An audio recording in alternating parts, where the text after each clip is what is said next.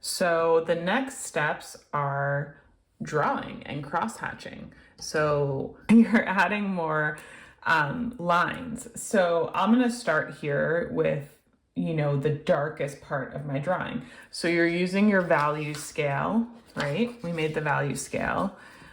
So the darkest part of my drawing is gonna be this very, very dark value here.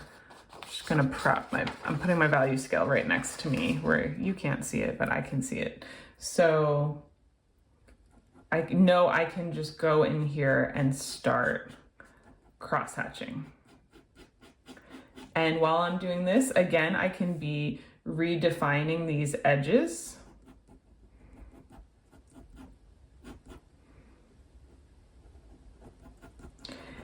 And I can see, it's darkest like right around this area. So I'm cross-hatching by going in different directions with my pen strokes.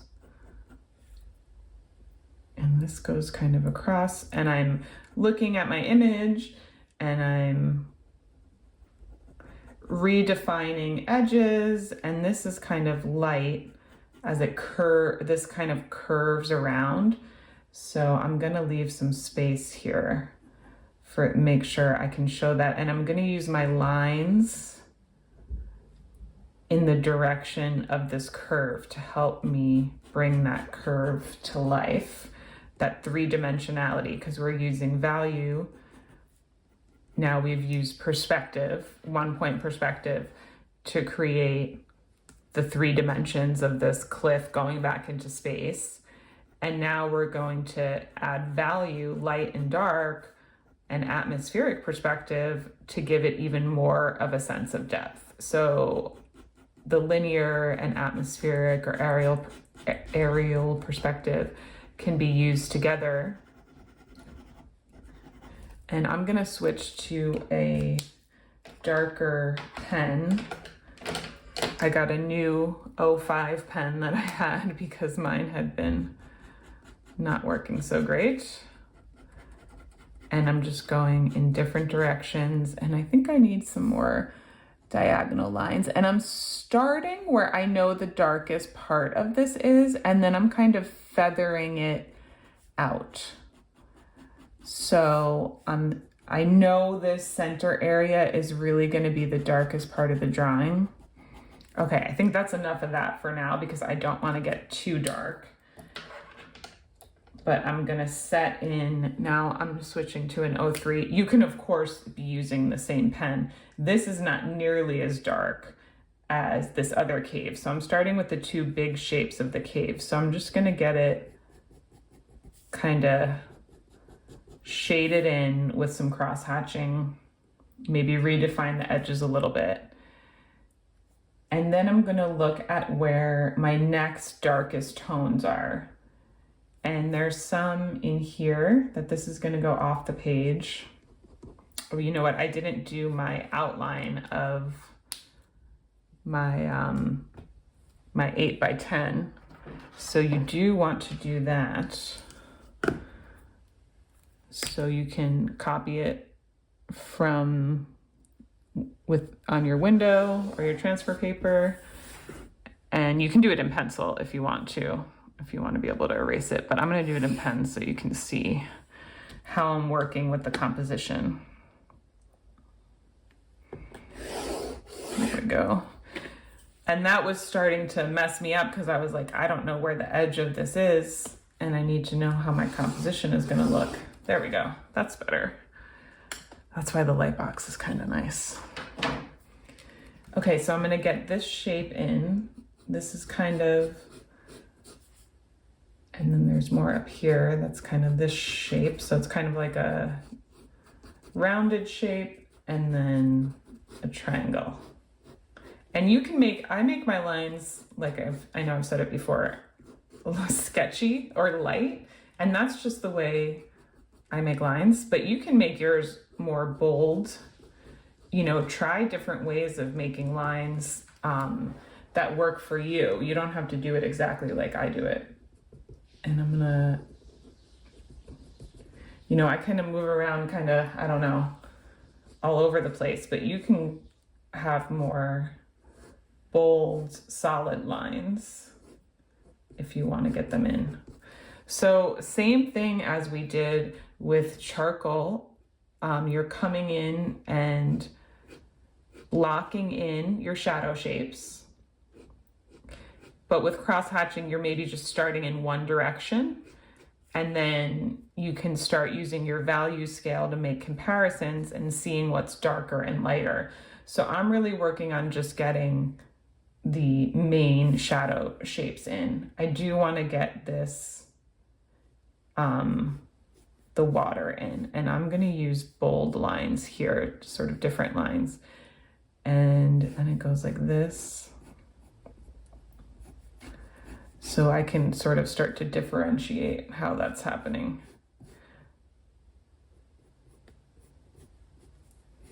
All right. So keep going. You're just going to keep going like this. What I do want to show you is the atmospheric perspective. So I'm going to jump over here. And with this, we're going to have very sharp edges. So I'm going to keep working to make these edges very clear, crisp, and sharp, because right now they're not. So I'm going to make these very more detailed. And out here, I'm going to have just a looser approach where I'm not really showing any detail. I'm just thinking that it's lighter on the bottom. It's darker on the bottom. There's like a light band in the middle, and then there's rock on the top that's also light. So I'm just kind of keeping it very light. And this is where you can practice different mark making. Like here you can have space for these more bold, crisp, solid lines. And then out in the distance, you can kind of feather them out, not have so much definition of your line work, just have it be more light and feathery. I hope this is making sense, the words that I'm trying to use different words, but in my brain it makes sense. If you're ever confused about what I'm saying, please just let me know, and I am happy to talk it over with you and help you understand. I want to make sure you understand what's happening. And then as I get closer, I'm going to get more, it's going to get darker. Like this will stay lighter. And then as I get closer to the foreground, it's going to get darker and more defined. So these are going to be more sort of not perfect, right? Not super defined, not super detailed. And then as we get closer, I'm going to really start adding this definition with my pen.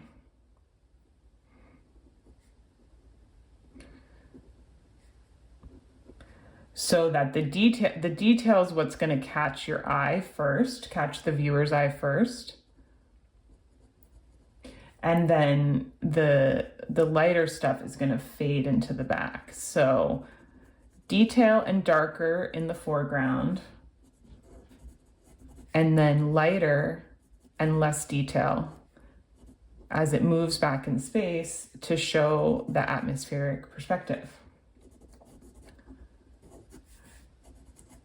So I'm just going to keep going. You can, of course, be done watching if you want to be done watching,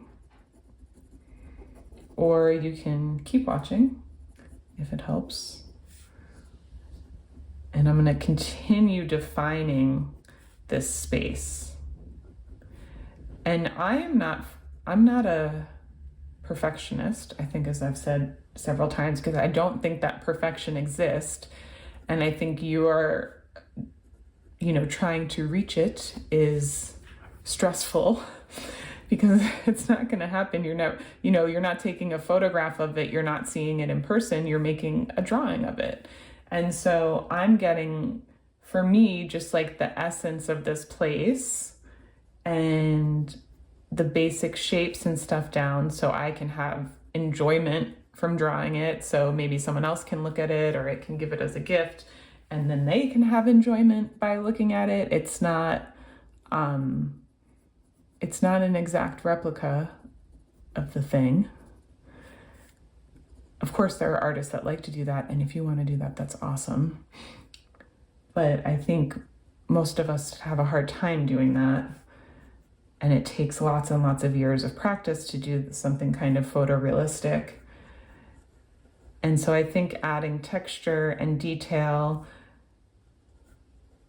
I'm just picking out the lines and the direction that they're going. So I'm not drawing every single rock, I'm drawing the basic overview of it.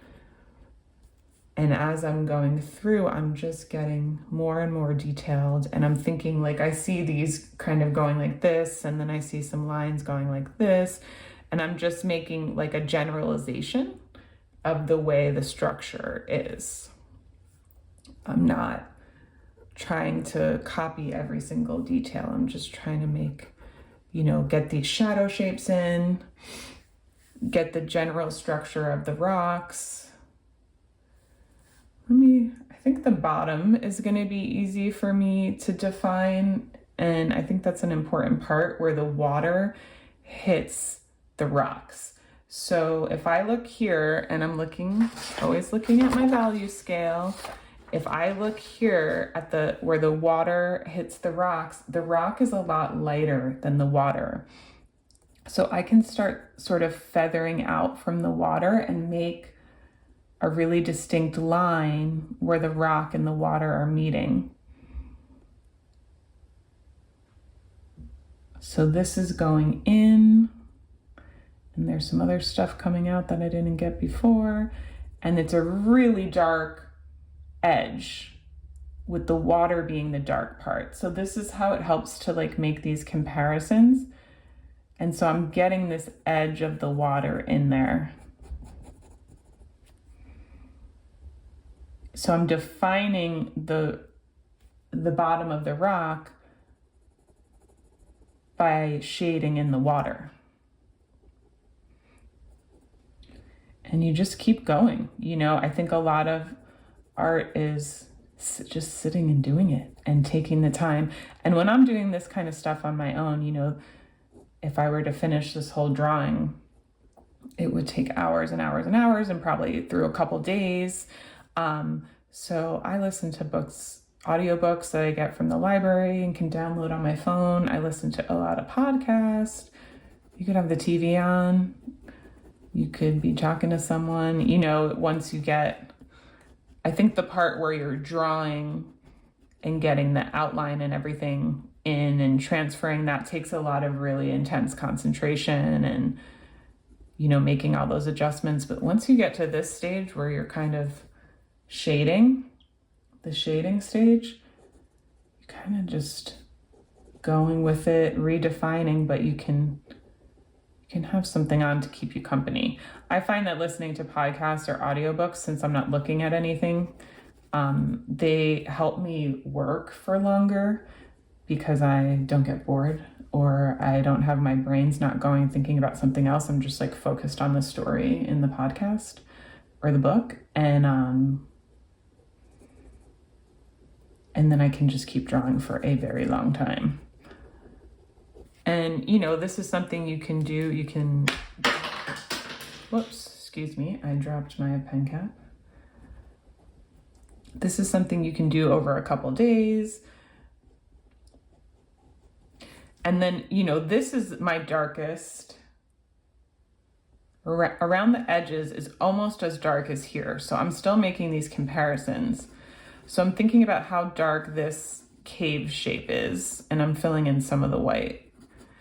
And then this edge of the water is pretty much almost as dark, but this part here is still dark. And there's a shadow shape here. So I'm coming in and